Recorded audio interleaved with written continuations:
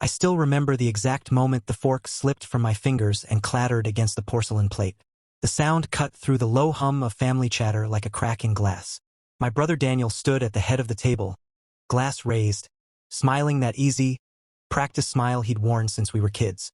The turkey sat half-carved in front of Dad, steam still rising in lazy curls, carrying the scent of sage and butter that usually made my mouth water. But not tonight. "Ladies and gentlemen," Daniel said, voice warm like he was toasting a promotion, "I have something to share. Mom and Dad have decided, after years of careful thought, to sign over the family house to me. The deed's already in process. It's official. And honestly, I'm grateful." The room froze. Forks hovered. Aunt Linda's wine glass trembled in her hand.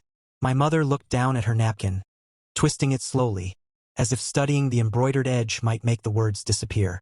Dad cleared his throat once, but said nothing. I felt the heat rise in my chest.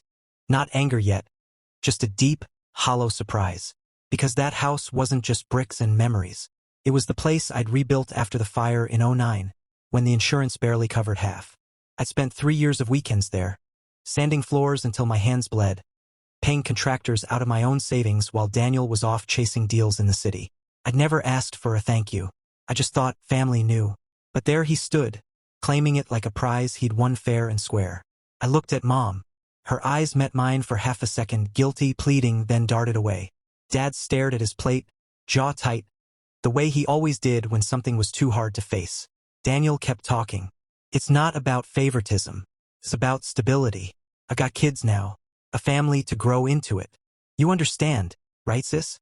He looked right at me, smile never wavering. "You've always been the independent one." The word hung there, independent, like it was code for alone. I didn't scream. I didn't throw anything.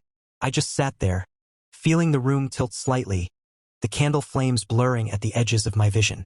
The smell of gravy turned thick in my throat. Later, after the awkward pie was served and people started making excuses to leave early, I found Mom in the kitchen, rinsing plates under running water that was too hot. Her hands were red. "Why?" I asked quietly. She didn't turn around. "We thought it would be easier. Daniel needs it more." "Easier for who?" My voice stayed calm, but it trembled at the ends. She finally looked at me. Tears stood in her eyes, but they didn't fall. "We didn't want to hurt you, but they had. And the hurt wasn't loud. It was quiet, like a door closing softly behind you." That night I drove home in silence, the radio off, just the hum of tires on wet pavement. The house I'd poured myself into wasn't mine anymore, not in their eyes, and maybe it never really had been. The next morning I woke up before the alarm, the kind of wakefulness that comes from a mind that never really slept. My apartment smelled faintly of yesterday's coffee, bitter, forgotten in the pot. I sat at the kitchen table with my phone in my hand, staring at the family group chat. No one had texted since Daniel's announcement. Not even the usual thanks for hosting or drive safe. Just silence thick as fog. I opened the Photos app instead, scrolled back years. There I was on the porch of that old house, paint-splattered overalls, holding up a roller like a trophy after the first coat of gray on the siding. Daniel wasn't in any of those pictures. He'd been in Chicago then, closing his first big real estate deal. Mom had sent him the before and after shots. He'd replied with a thumbs-up emoji. That was it. I closed the app and dialed Mom. She answered on the third ring, voice small. "Hello, Mom. We need to talk. Not over the phone. I'm coming over." A pause. "Your father's at the hardware store." "Good. I'd rather speak to you alone." She didn't argue.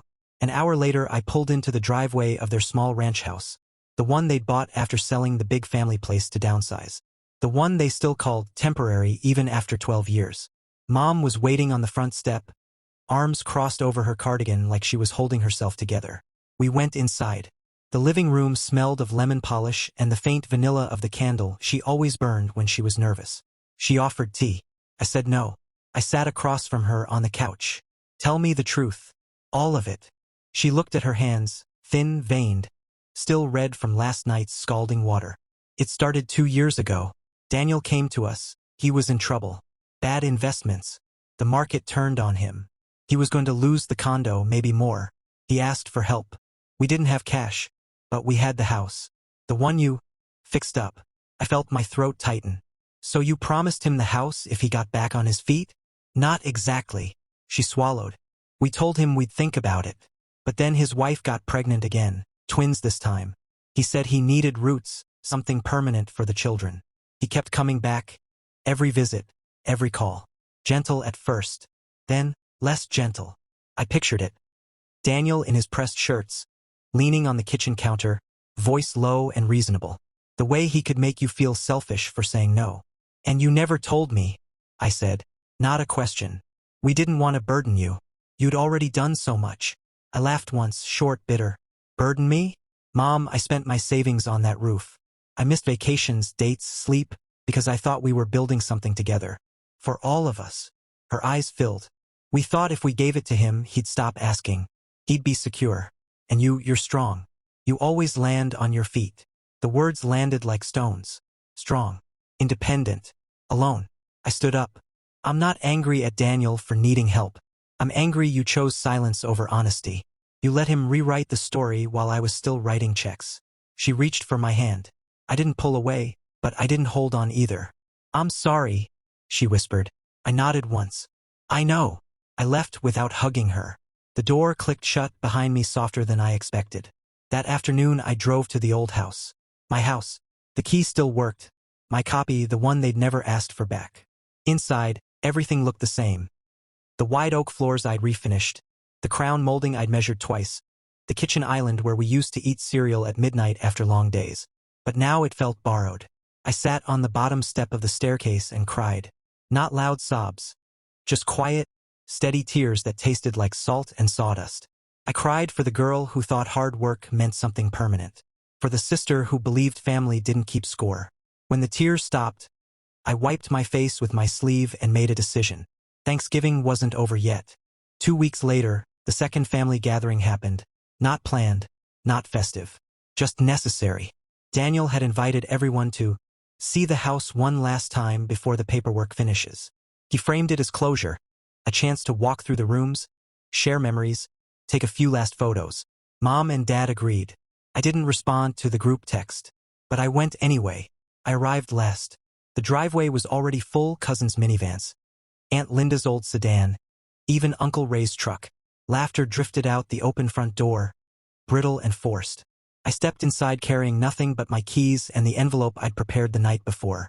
Daniel greeted me in the foyer, arms wide like we were old friends reconciling. Sis, glad you came. Means a lot. I nodded once. I brought something for everyone. He frowned slightly but kept smiling. We moved to the living room where the family had gathered. Some sitting on the couch I'd reupholstered, others leaning against walls I'd patched after water damage. Mom stood near the fireplace, twisting her wedding ring. Dad sat in the armchair, hands folded, staring at the rug. Cleared my throat. The room quieted faster than I expected. I'm not here to argue, I began, voice steady. I'm here to set the record straight, because stories get rewritten when no one speaks up. I opened the envelope and pulled out copies of receipts, bank statements, contractor invoices, everything I'd saved over the years. I passed them around. These are the costs I covered. Not because anyone asked me to beg for repayment. Because this was our family home. I thought protecting it protected us. Murmurs rippled. Aunt Linda scanned the top sheet, eyes widening. Cousin Mark let out a low whistle. Daniel's smile faltered. This isn't the time. It is, I said quietly. Because you stood up at Thanksgiving and announced this like a gift you earned. But it wasn't yours to take. Not alone. I turned to Mom and Dad. I forgive you for being afraid. For thinking silence would keep the peace. But peace built on secrets isn't peace. Mom's shoulders shook. Dad looked older than I'd ever seen him. Then I faced Daniel. I'm not taking the house back. I can't afford the fight, and honestly, I don't want to live where trust died. But I'm asking you, publicly in front of everyone, to make it right. Either repay what I invested, or put my name on the deed alongside yours. Equal. Because I earned that much. The room held its breath. Daniel's face flushed. Anger? Shame? Maybe both. He glanced at his wife, who stared at the floor. Then at his children playing in the hallway. Oblivious. After a long silence, he nodded once. I'll talk to the lawyer. We'll figure it out. It wasn't an apology, but it was a crack in the wall he'd built. I left shortly after. No hugs, no lingering. Just the soft click of the door behind me again. Months passed. Daniel transferred half the equity into my name. Not the full amount I'd spent, but enough to feel seen. Mom calls more often now, small check-ins, no excuses. Dad sent me a card on my birthday with a simple note. I should have said thank you sooner. The house still stands. Sometimes I drive by, windows glowing in the evening. It doesn't hurt the same way anymore. It just is. I learned that family isn't defined by who gets the keys. It's defined by who shows up when the locks are changed. And sometimes the bravest thing you can do is speak the truth at the table. Calmly, clearly, and then walk away knowing you still have your own home inside you. This is Broken Trust Stories. If you've ever had to stand up and rewrite the ending someone else tried to write for you, tell me in the comments. Would you have stayed silent? Or would you have spoken? I read every one. Subscribe if these stories help you feel less alone. We'll keep telling them together.